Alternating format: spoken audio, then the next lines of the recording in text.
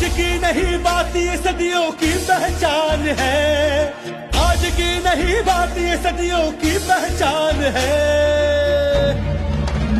सनातन महान है, सनातन महान है, सनातन महान है, सनातन। શું કરું હું વાત તમારી એવા રે ગમી ગયા, બોલ્યા નહીં મોઢેથી પણ તો આંખોથી કહી ગયા।